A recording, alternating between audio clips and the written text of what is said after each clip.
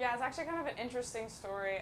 When I got on campus my freshman year, the first person I actually met was Emily Brown, who was the previous PR and media director, and we kind of hung out a little bit, and she found out that we had the same major and all that kind of stuff, and she was going to graduate the next semester, so she wasn't going to be a part of Crosswalk. And so she kind of subtly asked me, she was like, hey, do you want to be a part of the Crosswalk team? And I was like, I'm still a freshman. I still don't know a whole lot about how Crosswalk operates and all that kind of stuff. But I thought, hey, I'll apply and see what happens. And so I applied, and they loved my interview, and so that's pretty much how I got the position.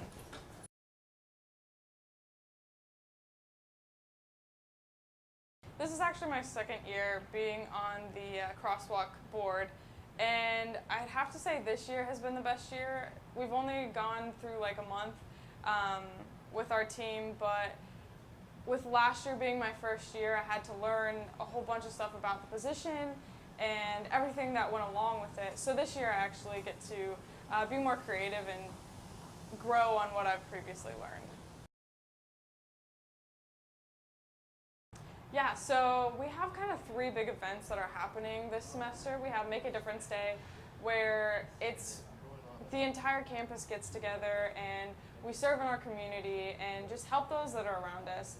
We also have 24 hours of prayer, which is held in the chapel, and there's worship bands, and just for 24 hours, it's just a community prayer and a community fellowship of just everyone praying. And then the last one that we have is something that we're starting this year, and it's called our Crosswalk Conference. And it's for teenagers in the community at their local churches. We get about 5 students from each church, and we're going to just hold a conference for them, kind of speak into their life and that kind of stuff.